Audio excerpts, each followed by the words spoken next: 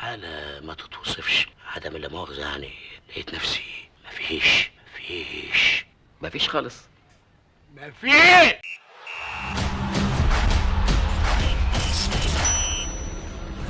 بص، انا عرفت الزبده وعرفت الخلاصه وعرفت السر من الاخر كده. عارف انت الربعايه او النصايه اللي قبل الديدلاين على طول، اللي بتقعد انت وصاحبك بتاع الفانتزي بتقعدوا تقولوا شويه تفاهات ملهاش اي علاقه بالمنطق ولا بالحياه، وما بتعملهمش لان انت ده اي هرتله كده انت بتهرتلها. بص، هو ده اللي بيطلع منه كل النقط اللي انت عايز تشوفها واسهم خضراء. هو ده اللي بيحصل في الجوله. طب احنا هنروح بعيد ليه؟ هقول لك انا على حاجه سريعا جدا. انا واحمد صاحبي امبارح بنتكلم قبل الجوله قبل الديدلاين، بقول له عارف انا عايز الفتره دي بقى ابدا اعمل كده ايه حته ريسكيه عشان نفرق، لان التشكيلات كلها بقت اسطمبه واحده. فانا بفكر بقى ايه اخلص من ماديسون وابدا افكر كده مثلا في واحد زي هاريسون من ليدز او سمرفيل. الاثنين حلوين وهيجي منهم وده وقتهم، وكمان ماديسون خلاص شكله مش عارف. بنبص كده على الجدول لقيت يا اخي ماديسون ماتشاته لسه للجوله 33 ماتشاته حلوه قوي. قال لي ده ماديسون شايف ده اللي ده انت بتراهن عليه ولا كانه ابنك؟ قلت له والله تصدق معاك حق، خلاص انسى الموضوع ده. بعدين سرحت كده شويه مع نفسي قلت له عارف انا هجيب ايزاك وابيع هالاند. قال لي ايه هتخسر فلوس؟ قلت له بص انا هخسر 0.3. قعدت كده احسبها، هالاند انا شاريه ب 11، لو بعته هبيعه ب 11 و8، لو جيت اجيبه هجيبه ب 12 واحد، لقيت ان انا هبقى خسران 0.3. فدخلت ابص معايا كام في البنك لقيت معايا 0.2. فقلت لا خلاص معلش يا عم ايزاك بقى،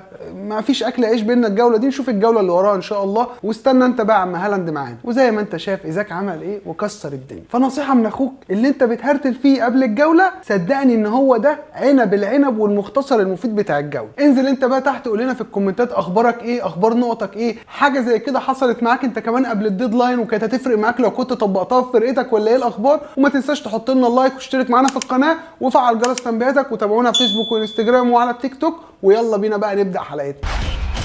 نبدا بقى مع اول ماتش معانا، الماتش اللي كان قبل ما يبدا وقبل الديدلاين بشويه وقت بسيط جدا جه نزل خبر كالصعقه بقى على الناس اللي راحت جابت الميرون بالسالب، وان الميرون اصبح مصاب وبره الماتش وفيها 3 اسابيع ل 4 اسابيع كمان. طبعا كان اول خازوق ينزل قبل حتى ما اللاين اب ينزل، لان في ناس جايباه بالسالب، فدي كانت مشكله كبيره جدا. ونزل اللاين اب واتاكدنا ان فعلا الميرون بره القايمه. بعدين بقينا التشكيل ما فيهوش مشكله، تريبير موجود، ايزاك موجود، نوتنجهام فورست برده كانت امورها تمام لو حد كان عنده حد من نوتنجهام فورست. وبدا الماتش ولقينا بقى العائد بعد غيابه من نوير من حيث لا تحتسب. فجاه بتلاقي دينيس بقى بيرجع للتهديف ولذاكره الاجوان ويحط جون يضيع بيه الكلين بتاع نيوكاسل اللي كان متوقع انه هيضيع. احنا اتكلمنا وقلنا نيوكاسل اخر 5 ماتشات ما بيطلعوش بكلين، بل اصلا اخر 5 ماتشات هم ماتش واحد الاخير هم اللي كسبوه. بس قدر ايزاك بقى، رجع بقى ايزاك فعلا يفجر الدنيا، جاب التعادل وفي قبل ما الماتش يخلص بدقايق جاب الثاني عشان يخلص الماتش 2-1 ليهم. طبعا تريبير طلع بلانك، مفيش ولا اسيستات ولا كلين شيت. وطبعا الناس اللي غمرت بقى ولعبتها قالت لك نجيب بوتمان ولا شار مع تريبير وناخد الكلين من نوتنجهام فورست، وضعك سيء جدا. ونيجي بقى على الماتش اللي بعد كده استون فيلا وبورنموث. واستون فيلا وبورنموث ده بالنسبه لي انا ماتش شخصي، لان انا في اخر لحظه في الديدلاين رحت جبت سينيسي او سنوسي اللي انت عايز تقول عليه قول بقى، اللعيب بتاع بورنموث.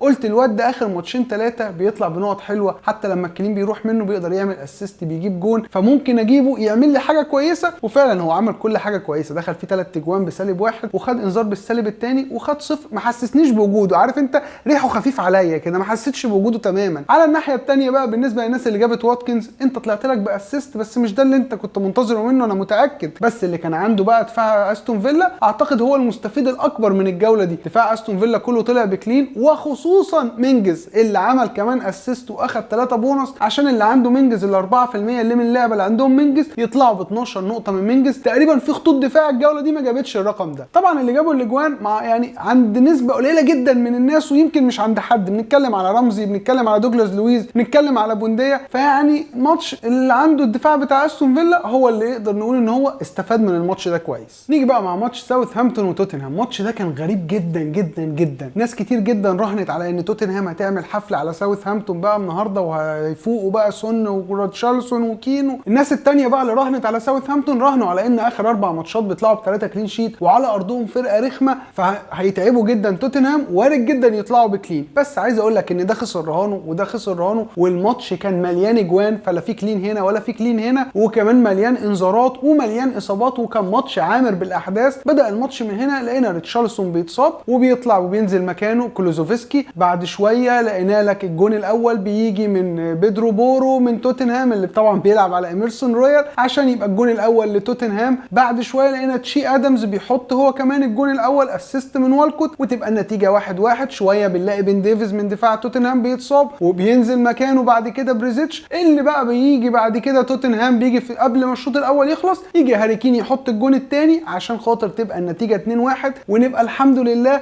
في الجوله دي هاري كين طلع بحاجه نستر بيها نفسنا. ويبدا بقى الشوط الثاني، وبعدين بنلاقي بريزيتش بينزل يحط الجون الثالث وتبقى النتيجه 3-1، وقلنا تمام كده اتعشت قوي وهاري كين معاه تقريبا نقطه بونص والحياه جميله وزي الفل. ساوثهامبتون يسكت ابدا، يجي بقى والكوت يروح حاطط جون عشان يبقى والكوت عمل اسيست وجاب جون ودخل في البونص، اخد 3 بونص وتبقى النتيجه 3-2 لحد اخر دقيقه في الماتش. يجي وورد براوز ياخد ضربه جزاء ويحط الجون الثالث عشان تبقى النتيجه 3-3، وورد براوز ووالكوت بياخدوا ال3 بونص ويشقلطوا كين من البونص كله، ونطلع احنا على الاقل ب6 نقط من كين نقدر فعلا نستر بيها نفسنا الجوله دي. نيجي بقى مع ماتش وولفز وليدز يونايتد، وطبعا كل الناس اللي قبل الجوله قالت لي ايه اخبار خوسيسا وقدام ليدز، قلت له ابعد عنه وما تفكرش فيه تماما، وفعلا اللي حسبناه لقيناه. ماتش بيخلص 4-2 لليدز يونايتد، حاجه كده اللي هو انتوا جايين منين انتوا الجوز؟ يعني ايه ماتش وولفز وليدز يبقى فيه 6 جوان؟ بس الماتش ما كانش فيه بس 6 جوان، ده الماتش كان فيه 8 انذارات وطردين و6 جوان وحاجه. يعني ماتش الجوله دي فعلا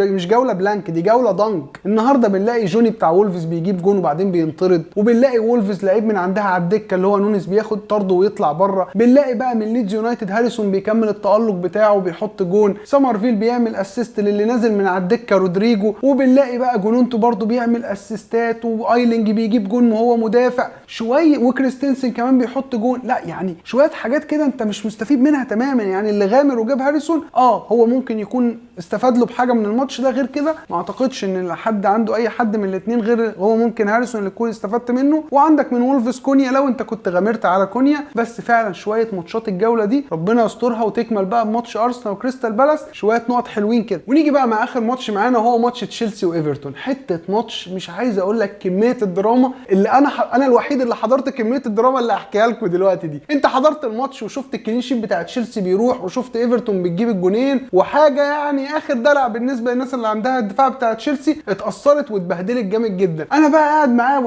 ابو حميد امبارح برده قبل الديدلاين قرر ان هو عنده كيبه، قرر ان هو يجيب تشيلويل ويجيب كوكوريلا ويكابتن تشيلويل. فتمام داخل الجوله معاه 3 لعيبه من تشيلسي منهم واحد كابتن، ولحد الدقيقه 70 طبعا كوكوريلا ما كانش موجود. تشيلويل جايب له 6 نقط وطالع في البونص واخد له المفروض انه واخد له نقطتين، ادي 8 في 2 وهو الكابتن بتاعه ادي 16، وكيبا ال6 نقط بتوعه ادي 22 نقطه لحد الدقيقه 70. راح جاي الله يسامحه جايب الجون بتاع ايفرتون ومضيع عليه الكلين، وجه في الاخر كمان بتاع ايفرتون اللعيب اللي اسمه سيم جاب جون تاني عشان خاطر بقى ال 22 نقطه اللي كان طالع بيهم في ايده وكانوا مسمعين عنده في الفرقه، قيس فجاه بقدره قادر يطلع كيبا بنقطه ويطلع له شيلويل بنقطتين، ويبقوا الاثنين لعيبه يطلعوا له ب3 نقط. بص من اسوأ اللحظات اللي ممكن تعدي على لعيب فانتزي انا حسيت فيها قبل كده، لما كان عندي 3 من نيوكاسل ولحد الدقيقه 90 كان عندهم كلين شيت، وفجاه دخل في نيوكاسل جون وضاع الكلين شيت من ال3 لعيبه. فبجد ربنا يكون في عونه. وانت برضه لو عندك حد من تشيلسي في الدفاع ربنا يكون في عونك. عايز اقول لك ان هافرتس هو اللي ممكن يكون فاد الناس اللي عندها حد من تشيلسي في الهجوم، ان كان هافرتس ولا ان كان جواو فيليكس. حتى تشيلويل الامل ان كان ممكن الاسيست يتحسب له ما اتحسبلوش. ده كده يبقى خلصنا خلاص رد فعل اليوم الاول والماتش الاولاني بتاع نوتنجهام فورست ونيوكاسل. انزل بقى قول لي تحت في الكومنتات اخبارك ايه، جبت كام نقطه النهارده، ناقص لك مين من اللعيبه. انا بالنسبه لفرقتي انا جايب 30 نقطه لغايه دلوقتي، ما عنديش ولا لعيب هياخد بونص. بالنسبه بقى للماتشات بتاعت بكره انا عندي الاثنين بتوع ارسنال اوديجارد وساكا هم اللي عندي بكره، ما اعتقدش ان هم هيفرقوا لي كتير في الترتيب. على الاغلب اللي انا هطلع بيه النهارده في الترتيب هو اللي انا هفضل ثابت عليه مهما الاثنين دول عملوا، ان هم عند اغلب الناس من اللعيبه. اتمنى بقى ان تكون الحلقه عجبتك، انزل حط لنا لايك، اشترك معانا في القناه وفعل جرس تنبيهاتك. ما تنسوش تتابعونا على فيسبوك وعلى انستجرام وعلى تيك توك. كان معاكم اسلام سري من 1 2 بالعربي. تصبحوا على خير.